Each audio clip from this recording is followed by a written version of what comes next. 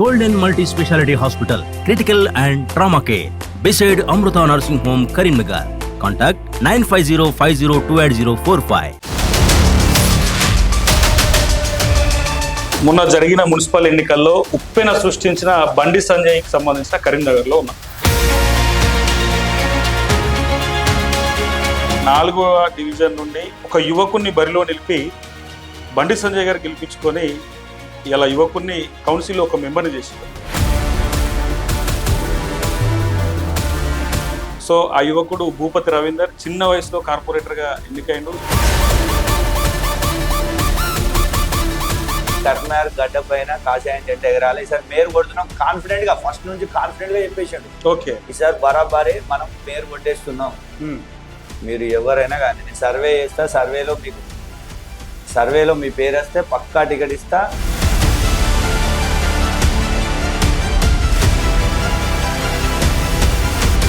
జర ఏ బీఆర్ఎస్ అంటే కాంగ్రెస్ అంటే జర పైసలు సిమ్మిస్తారు జర. సో మీ ఓటర్ని అట్రాక్ట్ చేయడానికి ఎట్లాంటి హామీలు అంటే సెంట్రల్ గవర్నమెంట్ స్కీమ్స్ ఉన్నాయి అంటే ఓటర్కి ఎక్స్ప్లెయిన్ చేసే ప్రయత్నం చేసిరా మీ టీం అందరూ? ప్రతి ఇంటి గడపకి వెళ్ళి మీరు నాకు ఎందుకు ఓటేయాలో అనే దాన్ని మీరు ఇది చూపించి, ఇప్పటి వరకు సంజయ్ అన్న మోదీ గారి నుంచి, మోదీ గారి ఆశీస్సులతోటి బండి సంజయ్ అన్న గారు తీసుకొచ్చిన నిధులతో మేము ఏమేమి అభివృద్ధి చేసినామో ఇందులో క్లియర్ కట్ గా మొత్తం మైక్ పట్టుకొని మరి సంజయ్ అన్న గారు మైక్ పట్టుకొని ఈ పనులన్నీ చేస్తే ఇది నా బాధ్యత. ఇక్కడ భూపతి రవీందర్కి ఓటేస్తే నాకేసినట్టు, నాకేస్తే మోదీకి వేసినట్టు. అందరేమో కానీ రవీంద్ర నా ఇంటర్వ్యూ తీసినప్పుడు నాకు అనిపిస్తుంది నరాలు నింపుకునేటట్టు నువ్వు బీజేపీ అధికారంలోకి వస్తావు. ఇప్పుడు చిన్న వయసులో బండి సంజయ్ గారు మీకు బీఫామ్ ఇచ్చిరన్న కార్పొరేటర్ని చేసి ప్రచారంకి వచ్చారు. ప్రచార రథం మీద నిలబడి మీకేస్తే ఓటు ఆయనకి వేసినట్టే అని చెప్పిపోయాడు. సో మీరు కూడా నాయకులను తయారు చేయాలి కదా మరి మీ డివిజన్లో. నెక్స్ట్ మళ్ళీ ఒక 20 years దాకా అసలు వేరే పార్టీ అనేది లేకుండా ఆ లెవెల్లో కష్టపడి పనిచేస్తాం. అంటే వేరే పార్టీలకు సలి సప్పులు లేకుండా సప్పులు లేకుండా 100% జరుగుతుంది. ఆల్రెడీ ఆమె గ్రౌండ్ లెవెల్లో మొత్తం మీకు మా ఓటింగ్ కూడా చూడండి, గ్రౌండ్ లెవెల్లో ఏ రేంజ్ లో ఓటు పడదు. ఓటర్స్ అంతా మా వైపే ఉన్నారు. కౌంటింగ్ అప్పుడు షవర్ అయిందా మొత్తం? సంజయ్ అన్న గారు వచ్చిన తర్వాత గెలుతామన్న ఫుల్ కాన్ఫిడెంట్ ఉంది, కాన్ఫిడెన్స్ పెరిగింది కానీ ఆడ షవర్ కాన్ఫిడెంట్ ఉంది. లేదండి, ఫస్ట్ రౌండ్ లో ఏమో నాకు 36 లీడ్ వచ్చింది. 36 లీడ్. సెకండ్ రౌండ్ లో 170 లీడ్ వచ్చింది. పెరుగుతుంది 170 లీడ్ వచ్చింది. ఇక నా పక్క పంట ఉన్న వాళ్ళు మన పోటీ చేసిన అభ్యర్థులు కూడా ఆల్రెడీ మోస్ట్ నువ్వు గెలిచినావు నాకు కాంగ్రెస్ చెప్తున్నారు. కానీ థర్డ్ రౌండ్ వచ్చే వరకే 9 లీడ్ వచ్చింది. ఎవరికి? అపోజిట్ పర్సన్ 9 లీడ్ వచ్చింది. ఫోర్త్ రౌండ్ వరకు 170 వచ్చింది. షెవరింగ్ వాళ్ళకే 170 లీడ్ వచ్చింది. 14 సీట్లకు పరిమితమై 66 సీట్లు 14 సీట్లు. బీఆర్ఎస్ అనేది తీసుకుంది 9 సీట్లు తీసుకుంది. అంటే వాళ్ళ పరిస్థితి ఎట్లా ఉందో వాళ్ళు ఒకసారి వాళ్ళు కూడా రివ్యూ చేసుకోవాలి. అనవసరంగా ఇప్పుడు ఏంటంటే మా మీద బుడ్డ చల్లే ప్రయత్నం చేస్తారు. వచ్చినాక బండి సంజయ్ గారిని ఎప్పుడు కలిసి అదే రోజు అక్కడికి పోయినా, అన్నగారి దగ్గర పోయినాక హ్యాపీగా రిసీవ్ చేసుకుంటూ అన్నగారి నోట్లకేని ఏ మాట అయితే వినాలనుకున్నా ఆ మాట ఏకే కార్పొరేట్ షాప్స్ భాష అన్నాడు. చాలా ఇంకా అది అసలు నేను జీవితంలో మర్చిపోను కదా. ఇక చాలు జీవితానికి, ఇక చాలు ఇప్పటికి కూడా స్టిల్ చాలు జీవితానికి అలా ఉన్నాయి. కానీ ఈ రోజు నాకు అవకాశం ఇచ్చింది, నేను పార్టీ కోసం వెళ్ళ కృషి చేస్తా. 100% బలమైన నాయకత్వం రెడీ చేస్తా. ఇప్పుడు 2 గ్రామాల బాధ్యత మీ మీద, 2 గ్రామాల బాధ్యత నా మీదనే ఉంది. 100% బలమైన నాయకత్వం రెడీ చేసి ఇది కూడా ప్రూవ్ చేసుకొని అన్నతో శబాష్ అనిపించుకోవాలనేది నా ఫస్ట్ నా ముందు అయిపోయే వరకు విపరీతంగా వచ్చాయి. ఎంత వచ్చి ఓటుకు ఒక్కొక్క చోట 2,000 వచ్చింది. కానీ ఆ పంచినా కానీ ప్రజలు మాత్రం దానికి బెండ్ కాలేదు. ఖచ్చితంగా ఈసారి బీజేపీకి అవకాశం ఇవ్వాలి. ఒక్క అవకాశం ఇవ్వండి. ఇక్కడ చూడండి పాంప్లెట్ లో ఒక్క అవకాశం ఇవ్వండి, మేము అభివృద్ధి ఏదో చూపిస్తాం అన్న. ఈ యొక్క కొటేషన్ మా అన్నగారికి పంపిన పాంప్లెట్ మా విజయోత్సవాలకు అందరికీ. అసలు ఎవరన్నా ఊహించారా? ఒక సామాన్యుడు మేరైతే ఊహించారా? ఒక మేయర్ కావాలంటే ఎంత ఖర్చు పెట్టి మేయర్ అవుతారో కానీ ఇలా ఒక సామాన్యుని మేరీ చేసి ఉండాలంటే అది కేవలం ఒక బీజేపీ పార్టీనే సాధ్యమైంది. కాబట్టి నేను ప్రజలందరికీ చెప్తున్నా, నెక్స్ట్ వచ్చేది బీజేపీ గవర్నమెంటే. కాబట్టి మీరు అందరూ అవన్నీ వదిలేసి స్వచ్ఛందంగా వచ్చి మన పార్టీలో కలిసి అందరం నెక్స్ట్ ప్రభుత్వాన్ని ఏర్పరచుకున్నాను ప్రజలందరికీ నేను దీని ద్వారా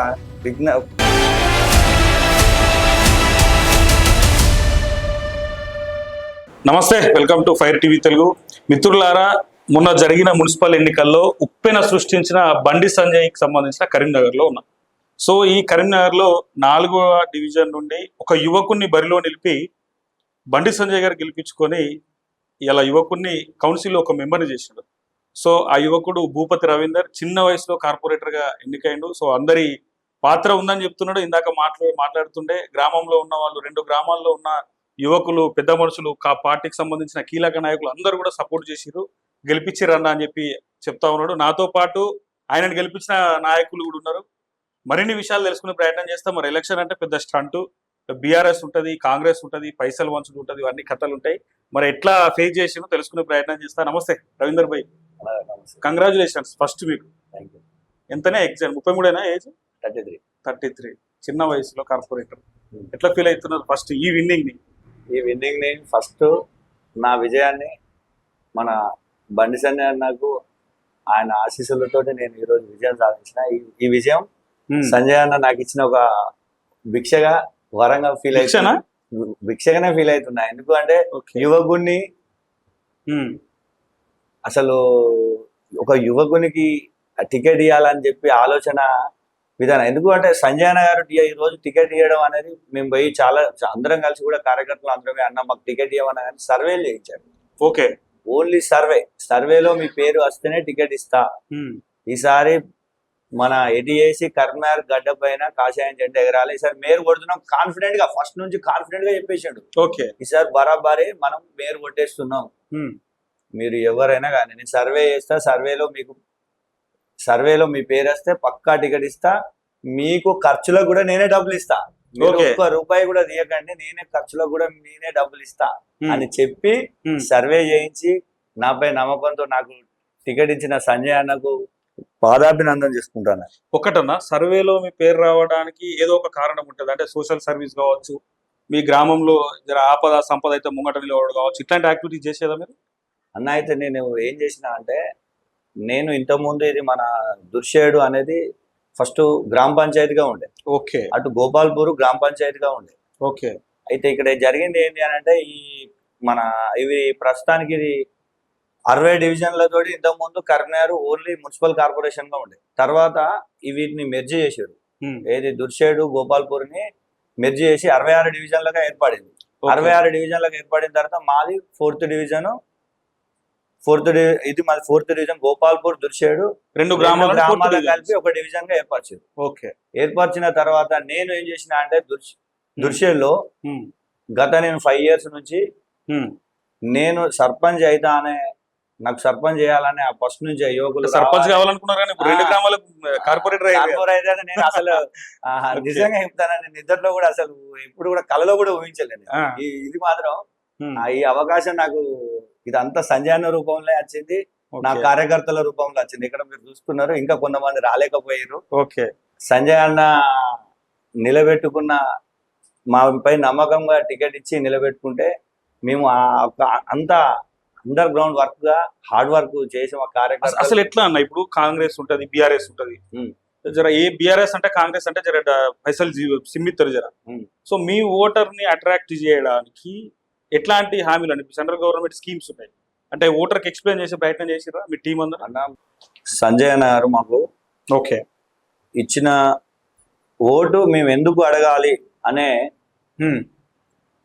ఇంటికి వెళ్ళి ఈ బుక్ తీసుకొని వెళ్ళి మీ మా ఓటర్ దగ్గరికి వెళ్ళి ప్రతి ఇంటి గడపకి వెళ్ళి మీరు నాకు ఎందుకు ఓటేయాలో అనే దాన్ని మీరు ఇది చూపించి, ఇప్పటి వరకు సంజయ్ అన్న మోదీ గారి ఆశీస్సులతోటి బండి సంజయ్ అన్న గారు తీసుకొచ్చిన నిధులతో మేము ఏమేమి అభివృద్ధి చేసినామో ఇందులో క్లియర్ కట్ గా మొత్తం ఈ పాంప్లెంట్ లో రెడీ చేసి మేము ఏమేమి అభివృద్ధి చేసినాం, ఏమేమి ఫండ్స్ తీసుకొచ్చినాం, ఎక్కడ డెవలప్మెంట్ చేసినాం, ఇవన్నీ వారికి చూపించుకుంటూ మీరు మాకు ఓటేయండి, నెక్స్ట్ సెంట్రల్లో మా ప్రభుత్వం ఉంది.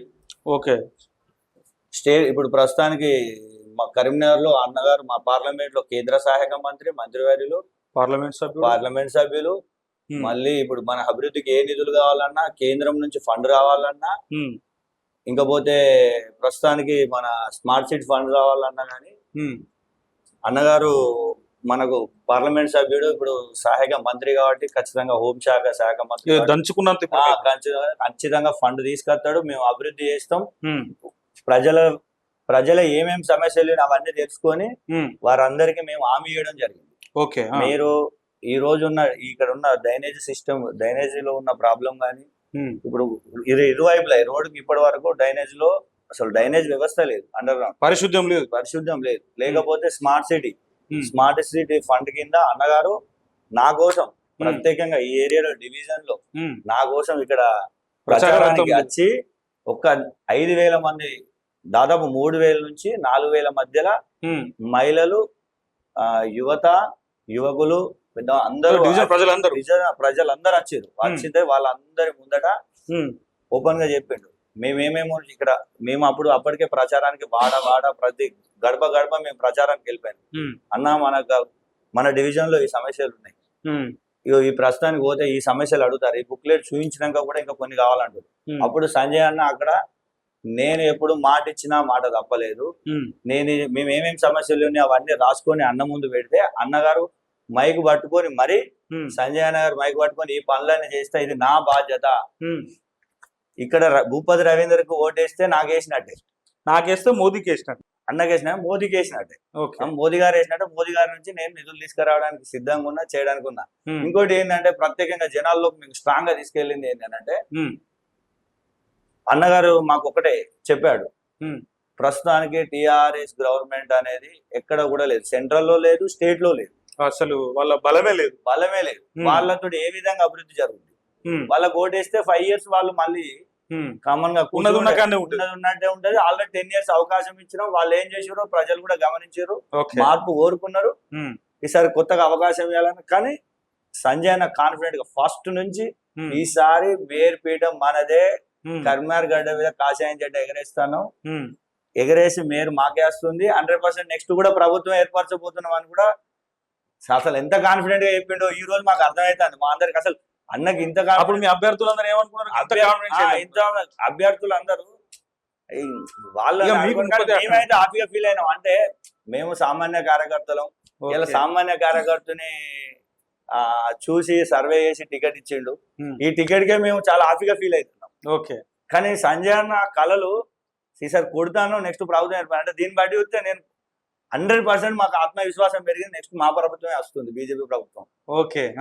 ఈ మా ప్రభుత్వం ఏర్పడిన తర్వాత మేము ఇంకా చాలా అంటే ఇది కాదు, మొత్తం స్టేట్ లెవెల్లో మేము అభివృద్ధి చేయడానికి మా అన్నగారి ఆశీస్సులతోటి, మోదీ సార్ ఆశీస్సులతోటి 100% అభివృద్ధి చేస్తాం. ఇంకా మేము బలంగా తెలంగాణలో ఆల్రెడీ బీజేపీ బలంగా ఏర్పడ్డది. కింది స్థాయి నుంచి బలంగా ఏర్పడ్డది. ఇది టిఆర్ఎస్ నాయకులకు, కాంగ్రెస్ నాయకులకు బరాబర్ హెచ్చరించి చెప్తున్నాం ఎక్కడి నుంచి. ఓకే. మీరు ఈసారి మిమ్మల్ని మాత్రం ఉపేక్షించేది లేదు. బరాబర్ ఖచ్చితంగా ఈసారి ఎగరేస్తున్నాం. మేము 100% అభివృద్ధి చేస్తాను. యువతకు అవకాశం ఇచ్చాడు. రేపు ఎమ్మెల్యేలు, ఎంపీలు కూడా ఏ సామాన్యుల కార్యకర్తకు వస్తాయో కూడా తెలియని పరిస్థితుల్లో ఉంది. ఎందుకంటే సర్వే ప్రకారంగా టికెట్ ఇస్తాను. ఇక్కడ పైసలు ఇచ్చిన వాళ్ళకి ఏది లేదు. 100% సర్వే ప్రకారంగా టికెట్, గెలుపు గుర్రాలకే టికెట్ ఇస్తున్నాడు అన్నగారు. 100% నెక్స్ట్ మాదే ప్రభుత్వం రాబోతుంది. ఈ రోజు మాత్రం మీరు వచ్చి అలా ఇంటర్వ్యూ ఇస్తున్నారు, ఇంటర్వ్యూ నా కోసం వచ్చి ఇంటర్వ్యూ తీసుకుంటారు అంటే కూడా ఇది కూడా మా సంజయ్ అన్న గారు నాకు ఇచ్చిన బహుమతి అవకాశం. ఈ రోజు కూడా నేను అంటే ఇక్కడ నేను ఈ డివిజన్ ప్రజలు ఒక దుర్షేడు నార్మల్ గా తెలిసిన ఇవాళ నేను ఈ వీడియో ద్వారా నేను స్టేట్ లెవెల్లో అసలు ఒక కార్పొరేటర్ గా నేను అందరికి ముందు పరిచయం కాబోతున్నాను. మరి ప్రత్యేకంగా ధన్యవాదాలు మా అన్నగారికి. ఓకే. ఒకటి రవీందర్ అన్న, మీ డివిజన్ లో గీ సమస్యలు ఉన్నాయి అని ఓటర్లు మీకు ప్రధానంగా చెప్పిన సమస్యలు ఏంటి అన్న? మాకు చెప్పిన ప్రధాన సమస్య అయితే ఇప్పుడున్న నేషనల్ హైవేకు 2 వైపులా అండర్ గ్రౌండ్ మోరి కావాలి, డ్రైనేజ్ డ్రైనేజీ కావాలి. ఈ Okay. డ్రైనేజీ ఏంటి అని అంటే ఇప్పటికి చాలా మంది వాటర్ రోడ్ మీదకి వెళ్ళిపోతుంది. ఓకే. రెండోది ఇక్కడ నుంచి అక్కడ నుంచి ఇప్పుడు మన స్మార్ట్ ఎంసీకే కింద ఇక్కడ నుంచి అక్కడ దాకా లైటింగ్ ఓకే. ఇప్పుడు లేదు లైటింగ్. ఇప్పుడు షెడర్ లైటింగ్ లేదు, ఆ లైటింగ్ కూడా ఒక లైటింగ్. ఇంకా పోతే ఇంకొక సమస్య ఏంటంటే ఈ మెర్జ్ అయిన తర్వాత ఈ రెండు గ్రామాలు మెర్జ్ అయిన తర్వాత కొంచెం అధికారుల పొరపాటుల వల్ల ఇప్పుడు కొంతమంది ఇంటి నెంబర్లు ఆన్లైన్ కాలేదు. ఓకే. ఈ గ్రామ ప్రజలు ప్రీవియస్ గ్రామ ప్రజలు ఆన్లైన్ కాలేదు. అన్ని ఆన్లైన్ నేను చేయిస్తా అని హామీ ఇచ్చిన అన్నగారు కూడా ఇక్కడ హామీ ఇచ్చాడు. అది కూడా మేము ఆల్రెడీ నిన్న మేయర్ గారు కూడా తీసుకెళ్లడం జరిగింది. సంజయ్ నగర్ తీసుకెళ్తే కూడా యువకుడే మేయర్ కూడా మేము తీసుకెళ్ళినాం. తీసుకురండి, అధికారులను పిలిపించి ఆదేశాలు కూడా జారీ చేయడం జరిగింది వాళ్ళకు. మీరు అది తీసుకొని రండి, అందులో అందరికి ఆన్లైన్ చేస్తాను. ఇంకొకటి, గత పాలకుల నిర్లక్ష్యం వల్ల నేను వీధి తిరిగినాను. అయితే డ్రైనేజీ సిస్టమ్ అయితే చాలా పాడైపోయింది. ఎట్లా అంటే ఇప్పుడు కామన్ గా డ్రైనేజీ చేస్తే ఇట్లా వెళ్ళిపోవాలి, వాటర్ జారినట్టు వెళ్ళిపోయి అక్కడ కలవాలి. ఎట్లున్నాయి అంటే డ్రైనేజ్ సిస్టమ్ ఇట్లున్నాయి, ఇటు వచ్చి ఇక్కడ స్టోరేజ్ అయిపోతాను. అక్కడ అంతా దోమలు విమలు ప్రజలు చాలా ఇబ్బంది పడతారు. ఇప్పుడు అది ఒక ప్రధాన సమస్య వచ్చింది. ఇంకోటి, ప్రస్తుతానికి మన ఆవాస్ యోజన ఇండ్లు ఉన్నాయి కదండి, దాన్ని ఆవాస్ యోజన ఇండ్లు ఇప్పుడు కేంద్రం కొంత అమౌంట్, రాష్ట్రం కొంత అమౌంట్, వాళ్ళేమో ఆవాస్ యోజన మార్చుకొని ఇందిరమ్మ అని పేరు మార్చుకున్నారు. కానీ ఎక్కడ మీ పార్టీ పేరు చెప్పారా ఇందిరమ్మ నుంచి? అక్కడ చెప్తున్నా బరాబర్ ఇది ఆవాస్ యోజన మాయ ఫండ్ అని చెప్పి చెప్తున్నాం మేము.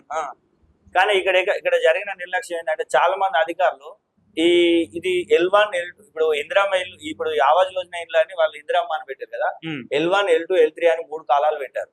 అవును, దఫా 1, దఫా 2, దఫా 3. L1 లో వచ్చేసి ఆల్రెడీ భూమి ఉండి లేకపోతే కూలిపోయిన స్థితిలో ఉన్న ఇండ్లని వాళ్ళకి ఇవాళ L1 లో అని పేదోళ్ళకు ఫస్ట్ ప్రియారిటీస్ అది పెట్టారు. L2 అంటే మొత్తానికి భూమి లేని వాళ్ళని, L3 అంటే ఆల్రెడీ ఆర్సీసీ బిల్డింగ్ ఉండి కారు ఉన్న వాళ్ళని L3. కానీ ఇక్కడ జరిగిన అధికార నిర్లక్ష్యం వాళ్ళు చేసిన వాళ్ళకి కావాల్సిన వాళ్ళని అందరినీ ఆల్రెడీ భూమి ఉండి ఇండ్లు ఉన్న వాళ్ళని L1 లో కొట్టిరు, నిజమైన లబ్ధిదారులనేమో L3 లో కొట్టిరు. ఇప్పుడు ప్రతి దగ్గరికి పోతే మాది L3 లో పడ్డది మాకు ఎట్లా అని అడుగుతారు. సరే, ఇప్పుడు వచ్చిన వాళ్ళ పైన ఇప్పుడు ఈ ఇందిరమ్మ ఇండ్లు ఇష్యూ చేసింది అంటే చాలా బాధ అనిపించింది నాకు. అక్కడ తిరుగుతుంటే చాలా ఫీల్ అయినాను. అదే ఇది ఇక్కడే అన్యాయం, అసలు ఇంత అసలు నిజమైన పేద ప్రజలకేమో ఇక్కడ కూడా గరీబోనికి అన్యాయం. ఈ కాంగ్రెస్ గవర్నమెంట్ ఒక్క అవకాశం ఏంటి, మార్పు 6 గ్యారెంటీలను ముందు పెట్టి ప్రజలు తీసుకొచ్చి మేము పేదల ప్రభుత్వం అని చెప్పుకుంటాం. మళ్ళీ గదే మోసం. టిఆర్ఎస్ అయితే ఏ మోసం చేసిండో కాంగ్రెస్ దానికి డబుల్ మోసం చేస్తుంది. గదే డబుల్ అంటే డబుల్ మోసం. మీరు కావాలంటే మీరు కూడా ఒకసారి రివ్యూ తీసుకోండి, ఎంక్వైరీ చేసుకోండి. కంప్లీట్ గా మేము కావాలంటే మన దగ్గర కాపీస్ ఉన్నాయి, అవి కూడా మీకు ఆ కాపీస్ కూడా అబ్బాయి చెప్తాం. అదొకటి. ఇంకొకటి కరెంట్ సమస్య. అంటే చాలా ఏరియాలలో ఏంటి అంటే పోల్స్. కేసీఆర్ అంటుండే కదా, ఇంటింటికి మన ఊరికి కరెంట్ ఇచ్చినాం, ఇక్కడ లైట్ వెలుగని వీధులు అంటుండే కదా. మరి ఇక మీరైతే ఒకసారి రాండి, మీ ముందనే తీసుకుపోయి చూపిస్తాను. చాలా కాంగ్రెస్ కొత్త మళ్ళీ ఫ్రీ కరెంట్ అనబట్టే వీళ్ళంతా ఫ్రీ కరెంట్ అంటున్నారు, మరి ఎక్కర్లేదు. అల్లో కూడా చాలా ఉన్నాయి ఇప్పటికీ. దాంట్లో కూడా ఈ ఫ్రీ కరెంట్ విషయంలో చాలా మంది అసలు నిజమైన లబ్ధిదారులకు ఇప్పటికి కూడా ఇంకా బిల్స్ వస్తున్నాయి, కరెంట్ బిల్ వస్తుంది. వాళ్ళని ఇప్పుడు తీసుకొని అప్లై చేద్దామని అంటే అక్కడికి పోతే బాబు ఇప్పుడు లేదు అవకాశం, అలాంటి అవకాశం కూడా కల్పిస్తలేదు. మళ్ళీ అప్పు ఊడతలేదు అంటున్నారు రేవంత్ రెడ్డి. అప్పు ఊడతలేదని అంటే మీరు అర్థం చేసుకోవాలి, అది ఇప్పుడు వాళ్ళ పరిస్థితి ఎట్లా ఉంది అనేది ఒక విధంగా అర్థం చేసుకోవాల్సింది మీరే. ఓకే. ఇప్పుడు జనాలు కూడా అబ్జర్వ్ చేస్తున్నారు. 6 గ్యారెంటీలని నిండా ముంచారు, 420 గ్యారెంటీస్ ఇచ్చారు, నిండా ముంచారు ప్రజల్ని. ఆల్మోస్ట్ తెలంగాణలో కొత్తదనం ఇప్పటికే కోరుకున్నారు, స్టార్ట్ అయింది ఆల్రెడీ, కోరుకుంటున్నారు. నెక్స్ట్ 100% మా బీజేపీ గవర్నమెంట్ వస్తుంది, బరాబర్ చెప్తున్నా. ఎందుకంటే ఈ కాన్ఫిడెంట్ ఎందుకంటే నేను ఇలా మేర్పీఠం మా సంజయ్ అన్న గారు చెప్పారు నెక్స్ట్ ప్రభుత్వం, ఆ ఒక్క నమ్మకంతో మరి ఇప్పుడు ఈ ఇంటర్వ్యూలో 10 సార్లు అనడానికి కూడా అదే కారణం. అందరేమో కానీ రవీంద్ర అన్న ఇంటర్వ్యూ తీసినప్పుడు నాకు అనిపిస్తుంది నరాలు నింపుకున్నట్టు నువ్వు బీజేపీ అధికారంలోకి వచ్చేది. నరాలు నింపుకునే 100% కానీ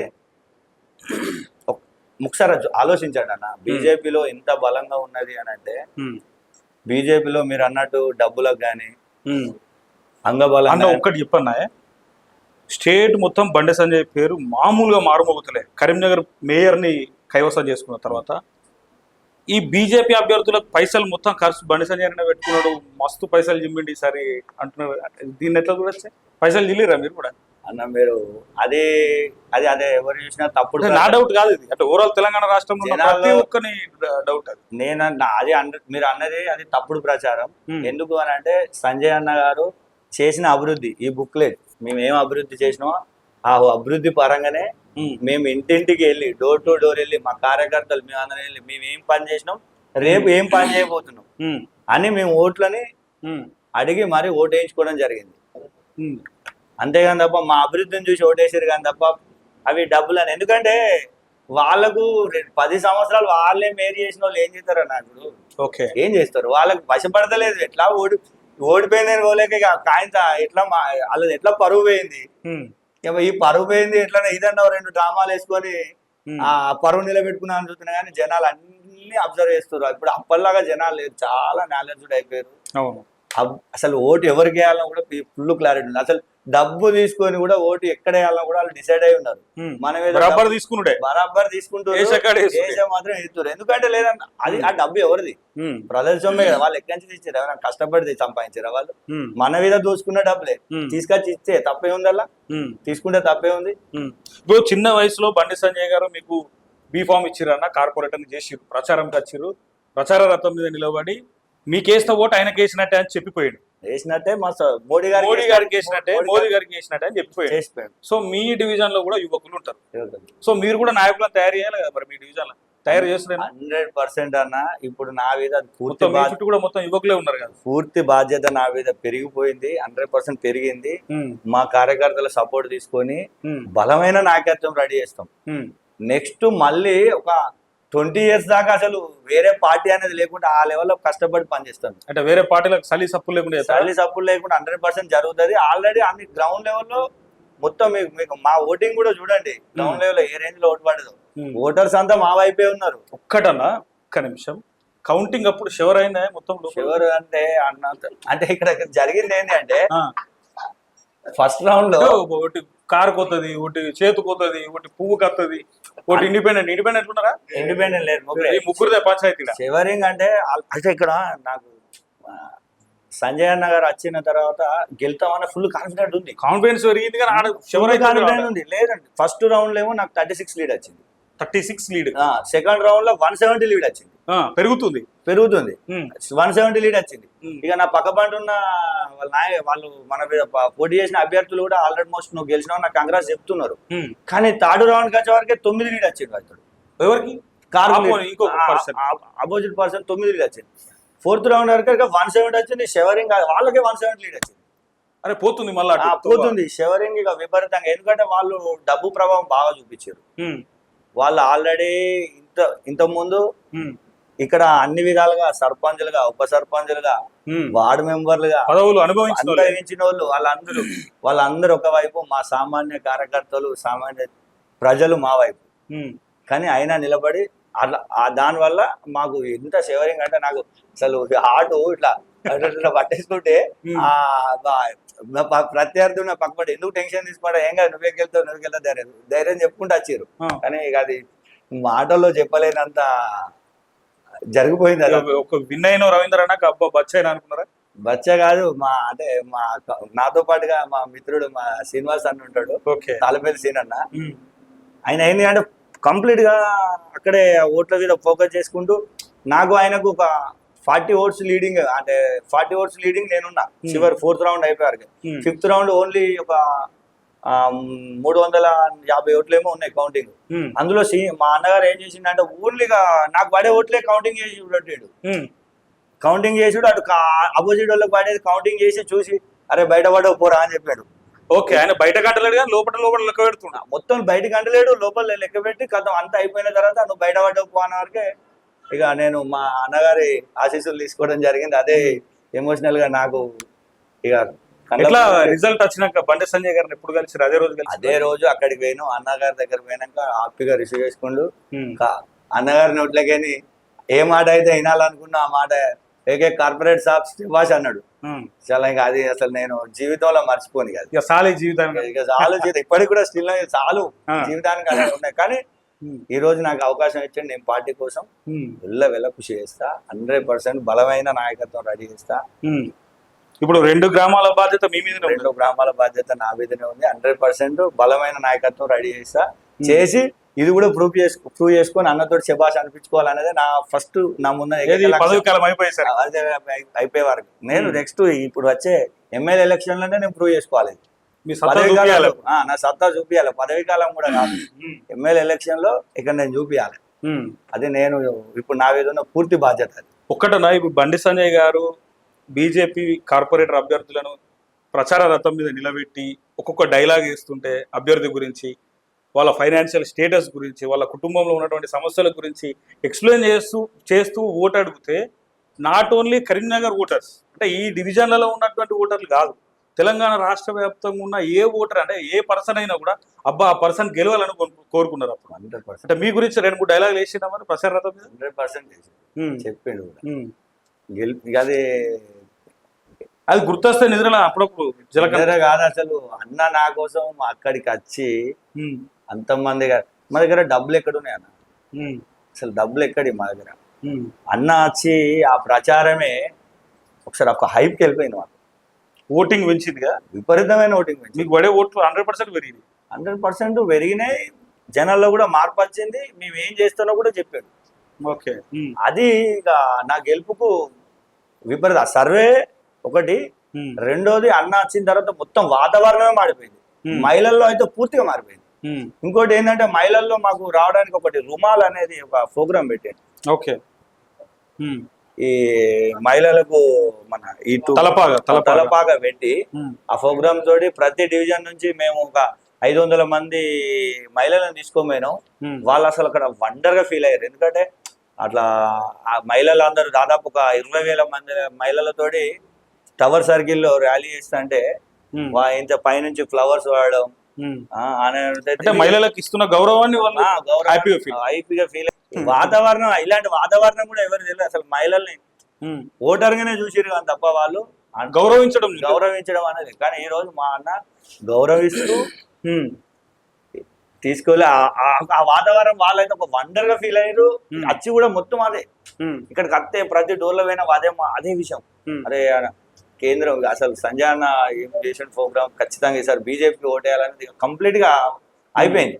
కానీ మేము అనుకున్నది ఏంటి అని అంటే ఆల్మోస్ట్ మేము ఒక 300-400 ఓట్ల మెజారిటీతో బయటపడుతున్నాం అని చెప్పేసి వాళ్ళే మహిళలే వాళ్ళందరూ కలిసి అయిపోయింది, నువ్వు విజయమైతాను బిడ్డ అని చెప్పి ప్రతి డోర్ పోతున్నాయి. కానీ వాళ్ళు చివరి నిమిషంలో వాళ్ళ డబ్బు ప్రభావం చూపించారు. కానీ ఓటర్స్ మాత్రం విపరీతంగా వంచారు. ఎంత వంచారు? ఓటుకు ఒక్కొక్క చోట 2,000 వంచారు. కానీ ఆ పంచినా కానీ ప్రజలు మాత్రం దానికి బెండ్ కాలే. ఖచ్చితంగా ఈసారి బీజేపీకి అవకాశం ఇవ్వాలి. ఒక్క అవకాశం ఇవ్వండి. ఇక్కడ చూడండి మీరు పాంప్లెట్ లో ఒక్క అవకాశం ఇవ్వండి, మేము అభివృద్ధి ఏందో చూపిస్తాం అన్న. ఈ యొక్క కొటేషన్ మా అన్నగారికి పంపిన పాంప్లెట్. మా విజయోత్సవాలకు అందరికి శూలం కూడా ఉన్నట్టుందిగా. అవును, ఓకే, సింబాలిక్. ఓకే, సో ఆ 2 పార్టీలకు వేసినావు శూలాన్ని మొత్తానికి. ఓకే, సో అంటే మామూలుగా అంటే మామూలుగా నేను ఏమంటున్నా, ఈ బీజేపీకి సంబంధించిన అభ్యర్థులు ఎవరైతే పోటీ చేసిరో అన్ని డివిజన్లలో కరీంనగర్ లో కొంతమంది దగ్గర దాకా చోడిపోయిన వాళ్ళు ఉన్నారు కదా బీజేపీలో కూడా. చాలా దగ్గరికి ఒక్కొక్కరైతే ఒక్కొక్క ఏరియాలో 15 ఓట్లు, ఓ ఏరియాలో అయితే 12 ఓట్లు. అంటే వాళ్ళు గెలిచినట్టే వాస్తవంగా. ఆల్మోస్ట్ జనాలు వాళ్ళ సైడ్ ఉన్నట్టుగానే. జనాలు మా సైడే ఉన్నారు. మీరు ఓటింగ్ శాతం కూడా చూడండి. ప్రతి డివిజన్ లో మేము విపరీతమైన టఫ్ ఫైట్ ఇచ్చినాం. అవును, మేము గెలవంగా కూడా మిగతా డివిజన్ లో అసలు వాళ్ళది గెలిపే కాదు. ఎందుకంటే 10 సంవత్సరాలు అధికారంలో ఉన్న వాళ్ళు టిఆర్ఎస్ గవర్నమెంట్, ఆల్రెడీ ప్రస్తుతం ప్రజెంట్ గవర్నమెంట్ కాంగ్రెస్ గవర్నమెంట్ ఉన్నది. వాళ్ళకి ఎన్ని సీట్లు వచ్చినాయి? వాళ్ళు అన్ని డబ్బులు పెట్టి ప్రజెంట్ అధికారం పెట్టి పోలీస్ బలాన్ని, అధికారుల బలాన్ని, ఇంకపోతే ఈ వాళ్ళ దగ్గర ఎన్ని విధాలుగా ఉండాలో అన్ని విధాలుగా చూపించినా గానీ వాళ్ళ ప్లేస్ ఎక్కడికి పోయింది? వాళ్ళైతే కాంగ్రెస్ ఎన్నన్నా సీట్లు వచ్చినాయి? 14 సీట్లకు పరిమితం అయింది. 66 సీట్లు, 66కు 14 సీట్లు. బీఆర్ఎస్ అనేది తీసుకుంది 9 సీట్లు తీసుకుంది. అంటే వాళ్ళ పరిస్థితి ఎట్లా ఉందో వాళ్ళు ఒకసారి వాళ్ళు కూడా రివ్యూ చేసుకోవాలి. అనవసరంగా ఇప్పుడు ఏంటంటే మా ఏదో బురద చల్లే ప్రయత్నం చేస్తారు. అనవసరమైన ఏంటంటే ప్రజలు మా వైపు ఉన్నారు, కానీ వాళ్ళు ఏంటి అని అంటే ఓడిపోయింది జీర్ణించుకోలేక. ఎందుకంటే మీరు ఇప్పుడు కూడా ఆలోచించండి అన్న, నేను అంటే మన ఫైర్ టీవీ ద్వారా నేను మన ప్రజల్ని నేను కోరుకునేది ఏంటి అని అంటే, ఇవాళ నేను ఈ ముందు మాట్లాడుతున్న ఒక సామాన్య కార్యకర్తని, ఒక సామాన్యుని టికెట్ ఇచ్చిన. ఇంకోటి ఆలోచించండి, డబ్బుకు మా బీజేపీలో డబ్బులకు టికెట్ ఇచ్చి ఉంటే ఈరోజు మా మేయర్ గారు, మీరు మొత్తం తెలుసు మా మేయర్ గారు ఎంత అంత చిన్న ఏజ్లో ఆయన కూడా పరిస్థితి. కానీ అన్న అలాంటి ఏం పెట్టుకోకుండా ఓన్లీ కాషాయం జెండా ఎగరేయాలని చెప్పేసి మా సీనన్న గారు మేయర్ కులగాని శ్రీనివాస్ అన్న గారిని మేయర్ చేయడం అనేది చూడండి. బీజేపీలో సామాన్యునికి ఎంత వాల్యూ ఉన్నది అనేది అర్థం చేసుకోవాలి. మీరు ఎంత రెస్పెక్ట్ ఇస్తారు. ఇక్కడ డబ్బు పనిచేయదు, అధికారం పనిచేయదు. మేము అంటే చాలా మంది ఏమనుకుంటారంటే డబ్బులు పెట్టి ఏదైనా కొనొచ్చు అనుకుంటారు, కానీ బీజేపీలో అది లేదు, అవకాశం లేదు. ఇక్కడ పనికిరా అసలు సంజయ్ గారు అసలే పనికిరాదు. అసలు టికెట్లుగా డైరెక్ట్ చెప్పిండు, మాకు ఎవరు ఎక్కడి నుంచి ఫైర్ అప్ చేస్తే నీకు వచ్చే టికెట్ కూడా ఇయ్యా అని చెప్పిండు, డైరెక్ట్ ఓపెన్ గా చెప్పిండు. అమ్మవారు సాక్షి చెప్పిండు అన్నగారు. అమ్మ మా కాలి శక్తి టెమ్ అమ్మవారిని ఏ విధంగా నమ్ముతారు మీ అందరు తెలుసు. అమ్మవారి సాక్షిగా చెప్పిండు, ఫైరోగ్ కానీ నాకు డబ్బు ప్రభావం కానీ మా కుటుంబ సభ్యులతో కానీ మీరు ఫైరోగ్ చేస్తే మీకు ఒకవేళ టికెట్ వచ్చిన ఇయ్యా అని చెప్పిండు. మీరు జనాల్లో ఉండండి, జనాల్లో వర్క్ చేయండి, సర్వే చేయిస్తా, సర్వే అయితే టికెట్ ఇస్తా అని చెప్పిండు. అదే ప్రకారం చేసిండు బరాబర్. ఫస్ట్ నుంచి అదే ఎనర్జీగా చెప్పిండు, చివరిలో కూడా అదే ఎనర్జీ పరపరిచిన మేర్పిడ. సీన్ అన్నకు ఎవరన్నా ఊహించిరా? ఒక సామాన్యుడు మేరైతే ఊహించిరా? ఒక మేయర్ కావాలంటే ఎంత ఖర్చు పెట్టి మేయర్ అవుతారో తెలుసు, కానీ ఇలా ఒక సామాన్యుడిని మేయర్ చేసి ఉంటారు అంటే అది కేవలం ఒక బీజేపీ పార్టీలనే సాధ్యమైంది. కాబట్టి నేను ప్రజలందరికీ చెప్తున్నా, నెక్స్ట్ వచ్చేది బీజేపీ గవర్నమెంటే. కాబట్టి మీరు అందరూ అవన్నీ వదిలేసి స్వచ్ఛందంగా వచ్చి మన పార్టీలో కలిసి అందరం నెక్స్ట్ ప్రభుత్వాన్ని ఏర్పరచుకున్నాను ప్రజలందరికీ నేను దీని ద్వారా అంటే కోరుకుంటున్నాను. ఓకే, ఇంకోటి అన్న, డిప్యూటీ మేయర్ అడగలేవా మరి? ఎవరు మీరు అన్న? నేను ఇక్కడికి వచ్చుడే అది ఎక్కువ నాకు ఇది అది ఏ విధంగా ఆడతారు అన్న? మా సంజయ్ అన్న గారు పార్టీ బార్డర్లను గీది దాటేది లేదు. అది ఆయన ఏం చెప్తా అదే ఫైనల్. ఆయన ఎవ్వరికి ఇది అంటే అది ఆయన మాటే శాసనం మాకు. అసలు మాకు ఇంకోతే ఆలోచన కాదు, ఆ ఇది కూడా రాదు. పార్టీలో ఈ కౌన్సిల్ లో మొత్తం పొట్టు ఉంటుంది కావచ్చు, మీ 33 మంది 34 మంది టీఆర్ఎస్ కాంగ్రెస్ బరాబర్ ఉంటుంది అన్న. అంత యువకులు. నేను అడ్వకేట్, కరీంనగర్ కోర్టులోనే చేస్తా అడ్వకేట్. నేను అడ్వకేట్. నాతో పాటు కొంతమంది అడ్వకేట్లు విజయం సాధించారు. మంచి యువత వచ్చింది. ప్రతి సమస్యపై మాకు చట్టాలు తెలుసు, చట్టాల పైన ఏ విధంగా అసలు మీరు ఇంతకుముందు ఏంది అని అంటే అంతా గెలిచిన వాళ్ళంతా ఏం సబ్జెక్ట్ లేదు. ఎట్లా అంటే వాళ్ళకి ఏం సబ్జెక్ట్ లేదు. కేవలం ఏంది అని అంటే పోవాలి, వాళ్ళని జోకాలి, అది పోవాలి, ఏదో 4 మాటలు. మేము భారత రాజ్యాంగంలో ఏముందో, ఏ ఆర్టికల్ ప్రకారంగా మనకు ఫండ్స్ వస్తాయి, ఏ ఆర్టికల్ ప్రకారంగా మనది ఇప్పుడు ఏదే మనకున్నది మున్సిపల్ కార్పొరేషన్ అనేది, మున్సిపల్ అనేది మనకు భారత రాజ్యాంగంలోని 12వ షెడ్యూల్లో ఉన్నది. ఎవరికైనా తెలుసా అన్న ఇది? మీరు టీఆర్ఎస్ నాయకులని, కాంగ్రెస్ నాయకులని, పోటీ చేసిన నాయకులను ఎప్పుడైనా మీరు ఇంటర్వ్యూ చేసినాడు అండి. 12వ షెడ్యూల్లో ఏ సంవత్సరం ఏర్పరచారో తెలుసా వాళ్ళకు? 1992లో భారత రాజ్యాంగంలోనే. అంతకుముందు 8 షెడ్యూల్లే ఉండే. అలాంటిది లాస్ట్ చివరిన స్థానిక సంస్థల్ని, ఈ మున్సిపల్ వ్యవస్థని తీసుకురావాలని అప్పుడు 12వ షెడ్యూల్లో ఇవి తీసుకొచ్చి పెట్టారు. 243 ఆర్టికల్ ప్రకారంగా పార్ట్ ఆఫ్ ఆ భాగంలో 8 or 9 షెడ్యూల్ ఏ అని ఉంటుంది. ఈ ఏలో తీసుకొచ్చి పెట్టారు.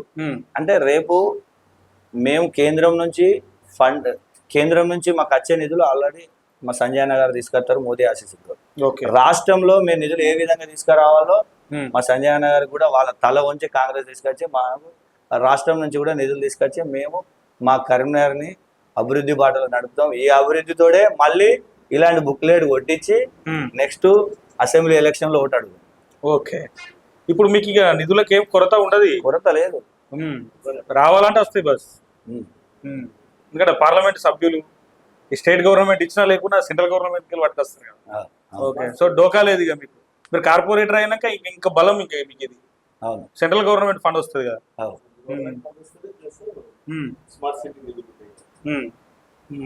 సో మొత్తం డెవలప్మెంట్ ఇక 100% డెవలప్మెంట్ 100% డెవలప్మెంట్ చేయడమే. అవకాశం ఇచ్చిన ప్రజలు ఆశీర్వదించారు, వాళ్ళు ఆలోచించారు, ఆశీర్వదించి ఓటేసి మమ్మల్ని. ఇప్పుడు ఇక ఈ 2 గ్రామాల ప్రజల గురించి మీరు ఆలోచించాలి. ప్రతి నిమిషం ఆలోచించుడే. వాళ్ళ ఏ సమస్య, ఏ నైట్ ఏ ఫోన్ చేసినా వాళ్ళు అది వాళ్ళ ఇంట్లో సమస్య మా కుటుంబ సమస్యగా ఫీల్ అయ్యి 100% వాళ్ళకు మేము పనిచేస్తాం. మేమేం పని చేయకపోయినా మా కార్యకర్తలు ఈయనే పరిస్థితిలో కూడా లేదు. ఎందుకంటే వాళ్ళు కూడా మా కార్యకర్తలు కష్టపడి వాళ్ళకి ఏం చేస్తామో కూడా మాట ఇచ్చారు అట్లా. కాబట్టి మేము అలాంటి అవకాశం, ఈ అవకాశం చిన్న ఏజ్ లో వచ్చింది కాబట్టి అవకాశం కల్పించిన ముఖ్యంగా మా డివిజన్ ప్రజలకు కూడా అందరికి పాదాభినందనలు. సో ఏం చెప్తారు ఫైనల్ గా మీకు అవకాశం ఇచ్చిన బండి సంజయ్ గారికి, అటు మిమ్మల్ని దగ్గరుండి గెలిపించుకున్న మీ చుట్టుపక్కల ఉన్న ప్రజలకి, మీ ప్రధానంగా మీ బీజేపీ కీలక నాయకులకు, మీ యువకులకు ఏం చెప్తారు ఫైనల్ గా మీ డివిజన్ ప్రజలకు వీళ్ళందరికీ? నేనేం చెప్తానంటే అన్న, నాపై నమ్మకంతో సంజయ్ అన్న గారు టికెట్ ఇచ్చారు. ఓకే. రెండోది మా కార్యకర్తలు